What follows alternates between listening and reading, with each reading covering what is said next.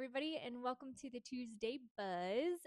Today, we're sitting here at Hill Country Church with my friend Kelly Graham. And we wanted to talk a little bit about Mission Candelia. It's a really awesome mission here in Fredericksburg. But we also wanted to talk about you because you do a lot of different things in the community. Um, so tell us a little bit about yourself. Well, I'm originally from Oklahoma, actually. So grew up in Oklahoma. Went to a very small public school. It's one of the smallest public schools in the state. Still there. My dad's still on the school board, and so it's a farming community. So I grew up working with my grandparents on the farm, and then I worked for some other folks on the farm there. So my background was kind of more agriculture in those times, and then I went to Oklahoma State University, got a degree in ag business and pre-law. I was planning on going to law school at UT.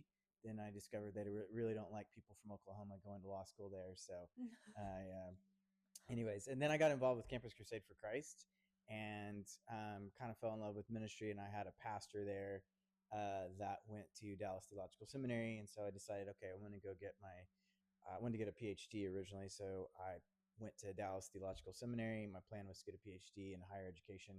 And then my friends talked to me. The more I was there, I got to know the language, Greek and Hebrew, and kind of fell in love with that side of the academic and the theological side of it. And then kind of got involved in pastoral ministry a little bit more. And I worked on an Indian reservation for 2 summers doing missions work on the Red Lake Indian Reservation. So we would lead high school mission trips, and I lived up there for throughout the summer. We actually lived in a school in a classroom, and we would host about 70 high school kids. Wow. And so that was kind of my journey into mission. That was my first foray into missions, and it was difficult. It was a difficult place at the time. I was there the first year. They had just had a school shooting at that school, and it was the second largest at the time.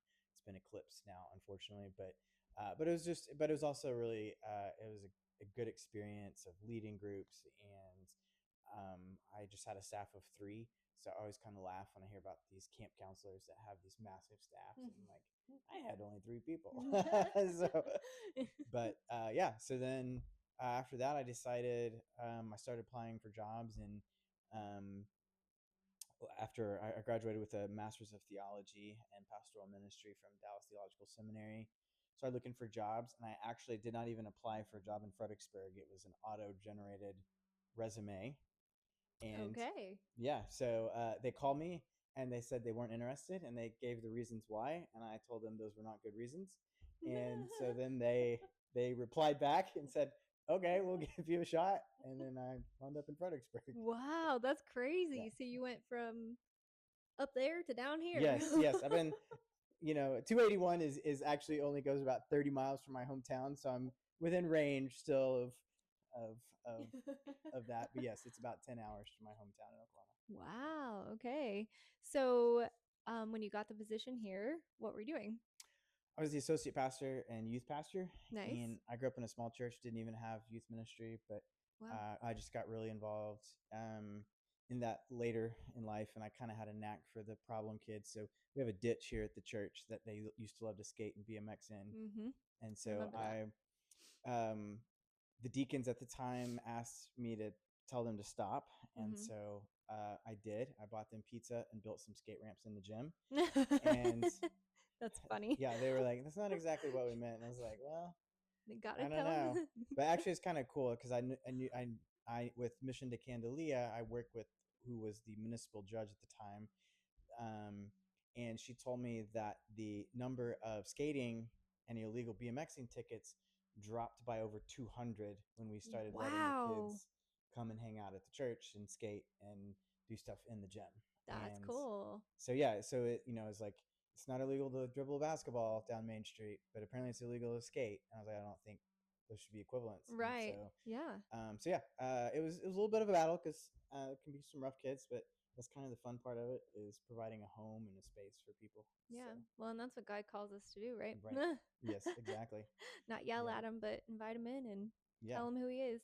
yeah. How cool. So, how long ago was that? I'm gonna date myself here, but Um, I think that was 17 years ago. Okay. Yeah, Wow. So you've been 16. involved in this church for that long? Yes, I That's came in awesome. 2009. Okay. Wow. Yes, I was I did not 12. realize that. I was 12. You're a good youth pastor Yeah, then. yeah, yeah. That's hilarious. Yes. So you got involved in Mission to Candelia sometime after that? So we that's kind of a funny story too because um the church had a really old van that literally we'd have to hold the door shut sometimes on certain trips because it would try and open. And Oh so we were no. going on a mission trip to one of the Indian reservations in Oklahoma with the junior high kids here. And I wanted to borrow a van in Mission de Candelia. And those of you that know us know that we don't normally have great vans, but in 2000, that would have been 2010, they had a new van, to which I got to use for 10 plus years later with 300,000 miles on. But at Wow. the time, it was new. So we borrowed it, and Curtis, the executive director, invited me to lunch. And then he's like, "Well, I think you should bring your high school kids to Mexico on a trip." And so uh, I was actually terrified of the idea. I had this negative view of Mexico. And so he's like, "Well, come on a medical trip and you'll get to experience it, and I'll show you one of the villages." So the way it works is we do 3 villages each trip. We go and run 3 clinics each trip. And but for the summer trips, for the construction trips with youth, we just stay in one of our villages with a clinic, and usually they work on the clinic or Mhm, some other project in the village. And so so Curtis invited me, and the village we were going to go to was Paso de San Antonio. mhm. But the 3 villages we visit are Alamos de Marquez, Paso de San Antonio, and Alamos, Paso de Alamos.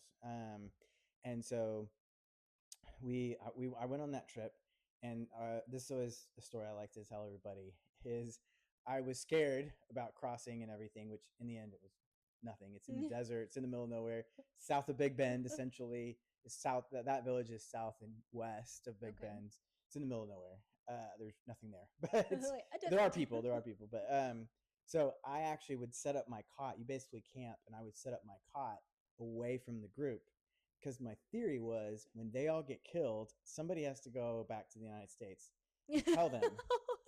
And so I would set up my cot as far away from That's everybody else. hilarious. And I always knew I could always see the Chizos. And I was always like, I know how to get back. You had an exit I had an exit strategy. strategy. Um, and so this is just how God works. The ironic thing is, then it wasn't even a few years later.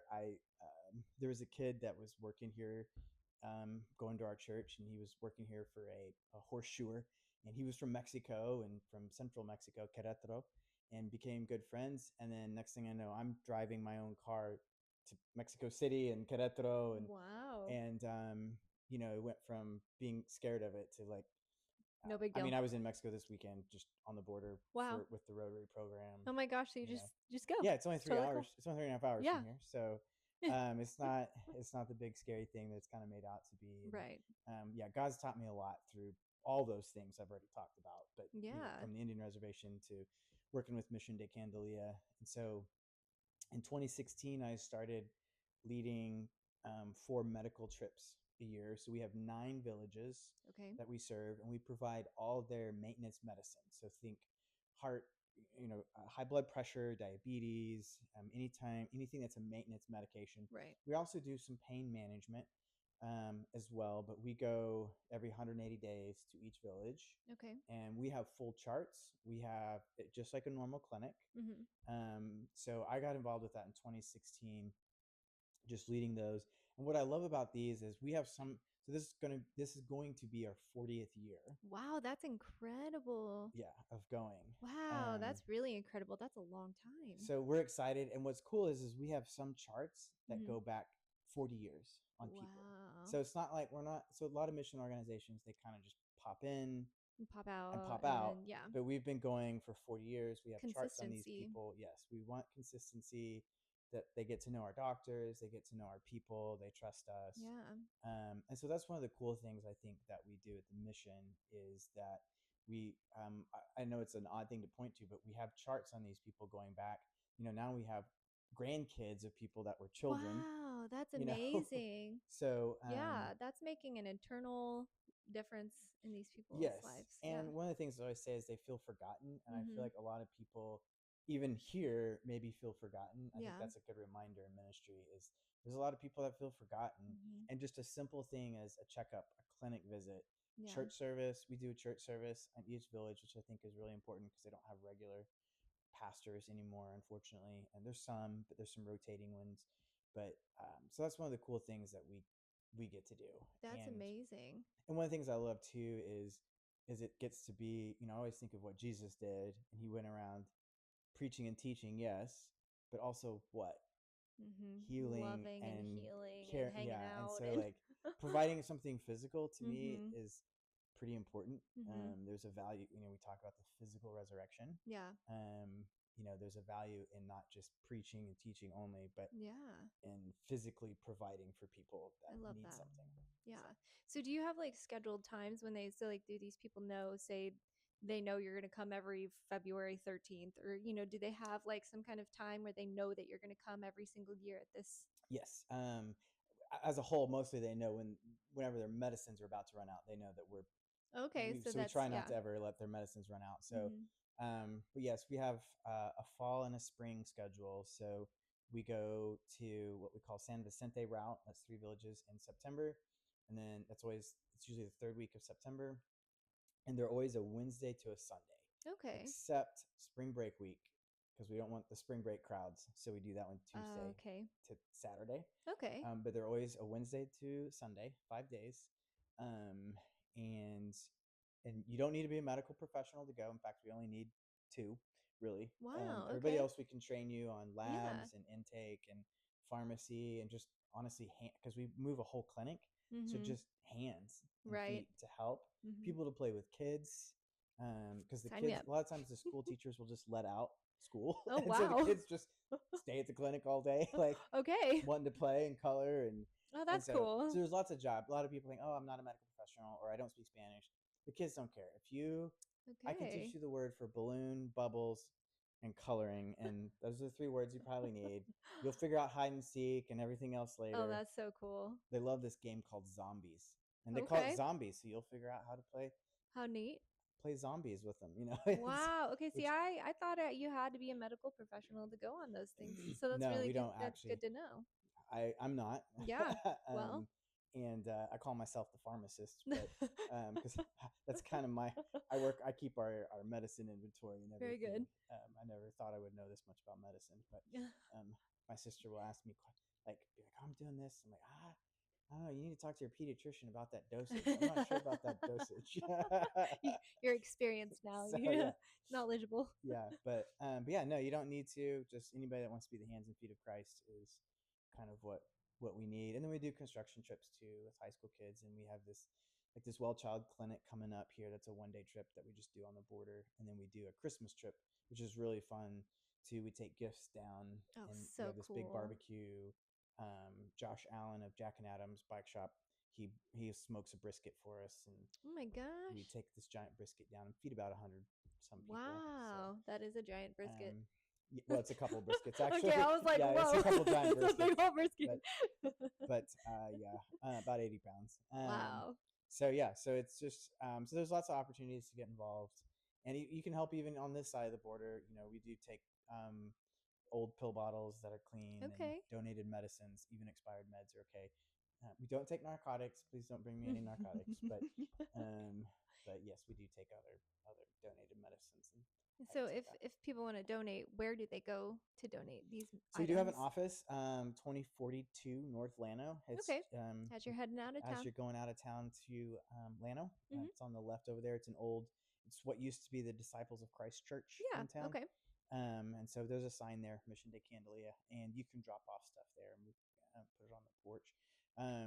They don't give us too many clothes and things. We kind of get overwhelmed Yeah. sometimes, but that type of thing, especially that, and um, there's certain time we do hygiene packs as well. Oh, nice. So we provide, which is Hill Country Church, VBS and Harper. Several churches partner. Harper's First Baptist has helped, and Stonewall and First Baptist here, and the Methodists and our church, and Holy Ghost Lutheran has been really involved, in Zion. I don't want to forget any of them. Zion and Bethany. That's incredible. That's a But lot. yeah, they've all been involved. And then, of course, Bridge Church Yeah. and stuff. But we do provide these hygiene packs. So it's just like a little bit of a first aid kit, but mostly, deodorant, soap, shampoo, Nice. that type of thing. Necessities. So yeah, we give that to pretty much everybody that comes to church. Everybody gets a packet every time we go. So my favorite one of my favorite things that I've heard you talk about, I've worked at VBS a couple times, and one of my favorite things is the candelia. Oh yes, Nobody knows what that is. yes. Like, what Good is a question. candelia? Okay. Yeah, Candelia plant. I wish I had thought about that. I should have brought one. There are two at the mission, and actually at Friendly Natives you can buy them now because I think we've introduced enough people to them. So cool that they're Yeah, actually asking about them now. yeah, Nice. yeah, yeah. So I noticed there were some at Mustard Design in front of Mustard Oh, Design. that's cool. So yeah, so Candelia plant. It's a desert plant that actually has a tendency to grow up along other plants, Mm-hmm. and it has a wax in it, and they take the wax. So this was the main source of income for most of the villages we go Mm. to. Still is for a lot of them Oh, today. wow. But they harvest this plant, and then they melt it, or they cook it essentially, and the wax comes out, and then they sell the wax. And if you look on lots of your um, chapsticks and different things, you'll Okay. find it has candelia in it. That's the main thing that it's used for, is chapstick. Okay. But it can also be used for it's a wax. It's a native plant wax. Wow. So So that's why Mission to Candelia, because you're going where yep, there's a and lot of Candelia, I would assume. yes, there is. And then the cool thing is, it can also be used to make a candle. And our idea was Sarah and Curtis Allerkamp. Sarah really founded it, and then Curtis came along later. Sarah and Otis Lane, Sarah Allerkamp and Otis Lane were the first ones to cross. They used to just cross the river. Okay. But the idea was too that we're providing the light of Christ, and I so love that.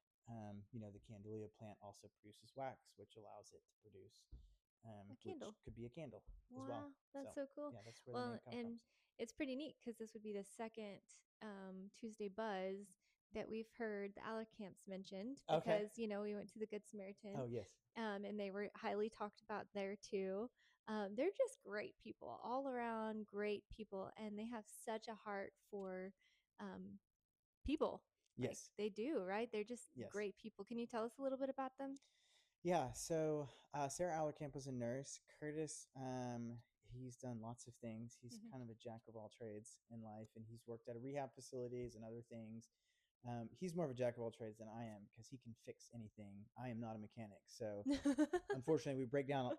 We're trying to fix that problem, but the roads are so bad. But no, they just had a desire, especially with Otis Lane. They just had a desire to go and help. So they got a call from um, First Baptist here. I'm drawing a blank now on there used to be some missionaries that went before. Okay. And they got a call and asked if they would want to lead some medical trips. So Sarah and Otis crossed the river on a boat and at Boquias, Wow. and just took donated medicines and went and saw people. And then it started growing, and the groups were big, and they would do all the villages at the time. It was kind of a ragtag team.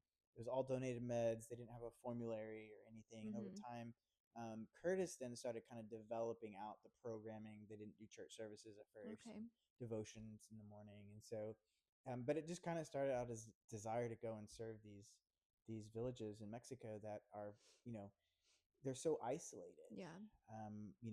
It's 30 miles of dirt road for Boquias and Wow. those three villages, but it takes an hour and a half to 2 hours. San Vicente is even worse. It's about 50 miles, but it's over 3 hours because Oh my goodness. the roads are so bad. Yeah. And so it's just, but no, they have a great desire for ministry. They really speak life into people's um, lives, and very loving and caring, Mm-hmm. and so they were kind of mentors, or still are, honestly, for me. Yeah. I'm still in close contact with And they're both of them. still involved very much so in Mission to As Canada. they've retired, Okay. and they have kind of, but the people, I'll be honest, I don't think a lot of the locals knew the mission's name. It Yeah. was Grupo de Sara. Oh, okay. It was the group of Sarah. That's funny. And so they do know it now, but yeah, I don't know how many times I'd hear, oh, Grupo de Sara. That's Like funny. Sarah's group. Sarah's group. So but she could just Sarah is a no nonsense person either. Well, Curtis is, but she can just kind of pull you in and look at you Oh and yeah. speak truth and I've had a lot of spoken yeah. truths over my life And by so her. She's awesome. she's just not afraid. Yeah. And neither is Curtis, honestly. And so just some, Curtis is an old German local, so he's got that toughness. And Sarah's Mexican American, and so she has that connection across the border. And That's so, awesome. but yeah, no. So yeah, they founded both the mission and the Good Samaritan Center, or Sarah founded Mm-hmm. both of them. That's incredible. Yeah, That's a so lot. we have a similar origin story Yeah, with that's really them. neat. So So, are you bilingual a little bit. now? I'm not. Probably I'm more not so than fluent. ever. Okay. The assistant director, Kenny Johnson, he's fluent, but Okay, um, Kenny Johnson's the assistant director. That's yes. cool. I knew him growing up. Oh, really? Yeah, I totally did. Okay. That's really crazy. We were in youth group together. Okay. So, and yeah, some of his family, I know them as well. Okay. That's pretty cool. Yeah. No, he's more fluent than I am. So I haven't. I always like to tell people I know enough Spanish to get myself into trouble. I just don't know enough to get out of trouble. Right, So. there you go. Yep, But I'm not very good at it. I would love to be fluent, but I guess you have to kind of immerse yourself into the culture. It's a lot easier to get, yes. knowledgeable about something when you immerse yourself into Mm-hmm. it. Yeah, I've done quite a bit of personal travel in Mexico. Yeah, So, yeah. So it's helped. so that helps a lot. Yeah, and of course That's now awesome. we've got AI that Oh actually my gosh, I helps know. Gosh, you have helps a the ton. AirPods that'll translate for you. Yeah, What? They're so yeah, cool. yeah. I still want to keep practicing it, but it gets harder with the AI thing. But Yeah, it does. It does a we were number. donated a Starlink, and so Oh, that's we've been cool. able to, because the villages don't have electricity Oh, except for two, wow. so they don't have that type of service, and um, and so there's no cell service in all of them. So normally Wow.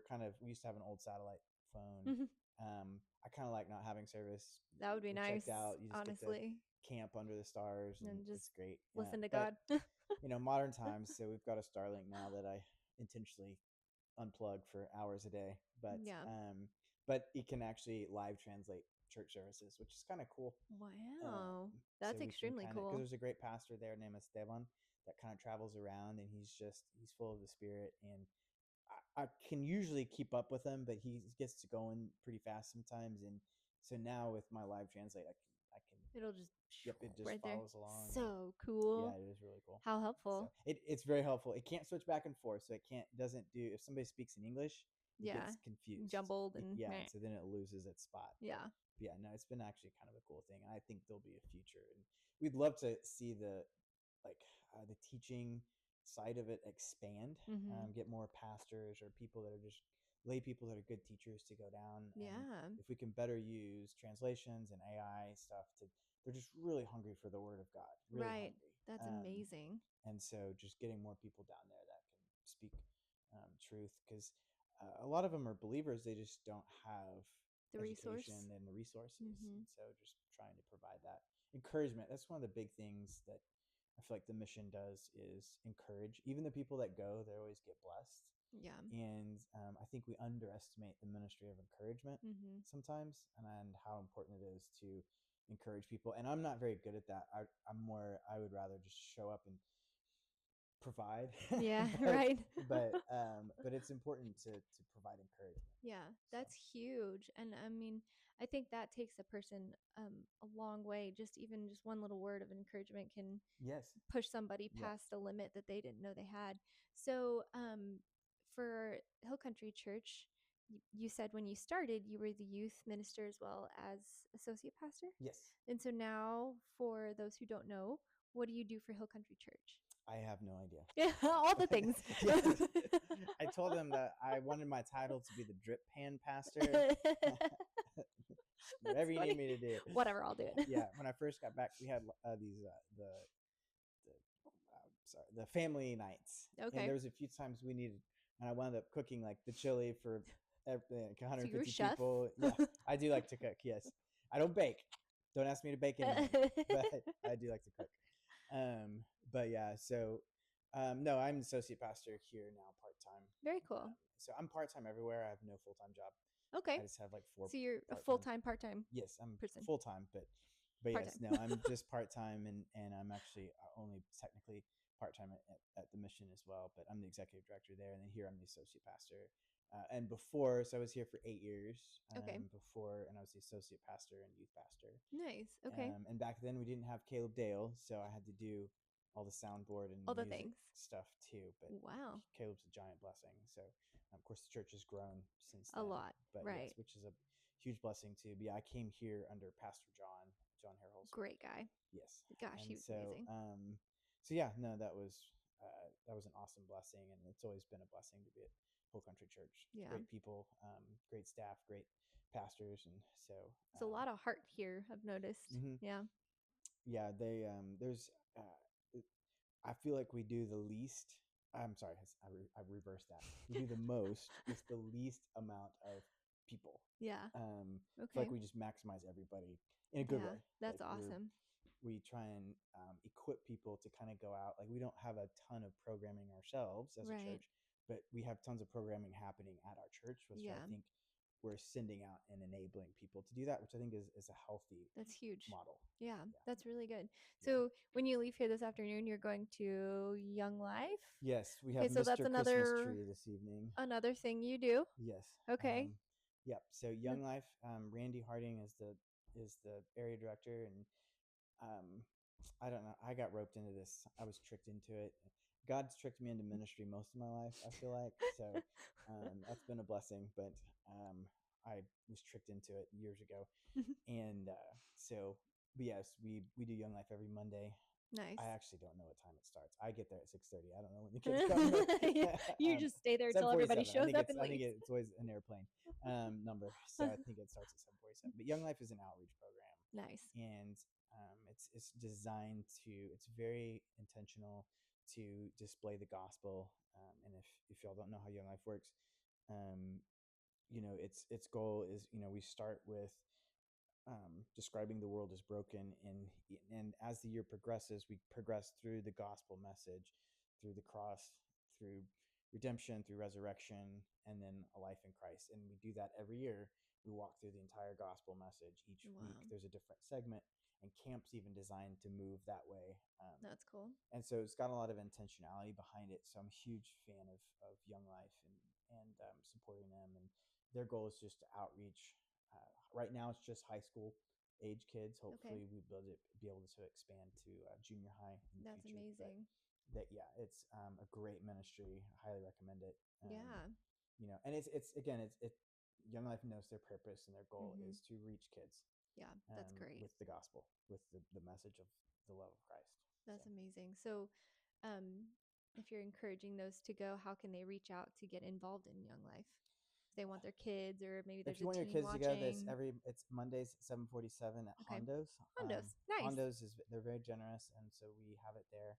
And it's one of the days they're closed. Oh, And so cool. yeah, if they want to come, Randy's always at the schools Hmm. promoting and stuff, and so you can go to their Instagram, which Okay. I don't have that in front of me Yeah. Yeah. Yeah. right now, but that's how you get involved there. And with the mission, you can go to our website too, mdcmexico.org, and all our trip dates for the next year are Oh, there. so So cool. you can Very sign up good. and you can come. It does cost to go, but don't let money be an hindrance. Yeah. We just want people to go. So, Yeah. Well, God always provides if yep. He's got it on your heart to go, like we've just discovered through all of our endeavors. We're like, well, God's given us this dream. Well, how do we get there? And the next Yep. thing we know, there's the money to do it. Yep. I God got one always trip provides. participant that pays me in chicken eggs. Hey, there you go. That's good payment. I'll take that any day. That's So awesome. yeah. Well, I appreciate you and I appreciate your time today. And Of course. thanks for being on the Tuesday Buzz and telling us about your endeavors. And we'll just, pray that God really blesses all that you do. I mean, I've I've learned personally, I think my husband's learned and our children are in the process of learning that giving is the best blessing that Mm-hmm. you can do. Yep. You know, it's just incredible. You pray for God to bless others, but once those others learn how to give, it's like, man, there's your blessing right there. Yep. And it's an incredible thing to see lives transformed, and it's an incredible thing to be a part of that. And Yep. so I think it's amazing what you're doing, and thanks for telling us all about Of course. all the things, Yes. all your part-time, full-time gigs, because nothing is truly part-time in Yes. ministry. That's true. Very true. Oh man. I always end all my interviews with one specific thing, and that's as you know, we're opening up a community and youth center. Mhm. And my one question to everybody is, if you were opening up a community and youth center, um, what is one thing that you would put into the community and youth center? And we've had people say, like, I had one youth say, pool table, because Mhm. high schoolers want to play pool. I've had, a pastor tell me, just the atmosphere, make it safe and welcoming Mhm. and calm and loving. And then, I had a really great one at the Grace Center. They suggested, maybe a self defense class Okay. Yeah. or some kind of early to where, women and men can learn to kind of feel safe within themselves. I don't know. What's something you would suggest? So I would probably say something that revolves around physical fitness, like working out, Okay. especially towards males. But Yeah. I think something like that that provides, there is kind of this unity that happens there Hmm. anytime you're doing something physical. Yeah. And so I'm thinking, if there's a space, like there's something. I do love the pool. We have a pool table here at the church, Ah, and I'll be nice. honest, it's that.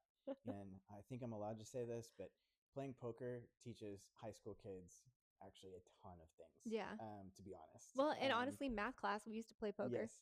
Yeah. Wow. So I think even like having a little poker table there set up, That's cool. we're not trying, we can teach them about healthy gambling, but, Right. but, Right. I actually, yeah, I think that those are just things that are connection points. Yeah. And I think I think physical fitness is actually something that, it just, it provides a lot of, especially from a male standpoint, it provides connection with Yeah. males. Like, I mostly connected with people doing things, not Hmm. sitting down and And talking talking. as Yeah.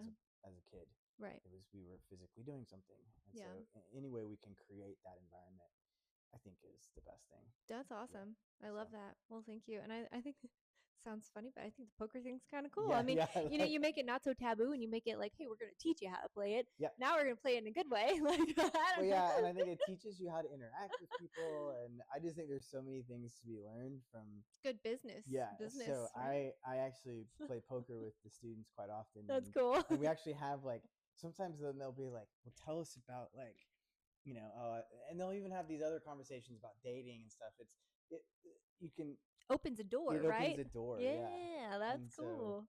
That's really and cool. sometimes the quiet kids, they really get into it. So How I funny. think it's a yeah. Yeah, So those conversation starters are huge. yeah, I kind of love it. yeah. All So right. Well, thank you so much for okay, being of on our course, show yeah. today. Thank you. And we'll see you guys next week on the Tuesday Buzz. I mean, he's told you great ways to get involved, and Mission to Candalia is such a cool mission, and I'm sure they need all the help they can use. And It's so, if true. you're interested in getting involved and you have the skills, obviously you don't even need to be a medical You professional. just So, have hands and feet. hands and feet, they need hands and feet. So, anyways, thanks for watching the Tuesday Buzz, and we'll see you next week.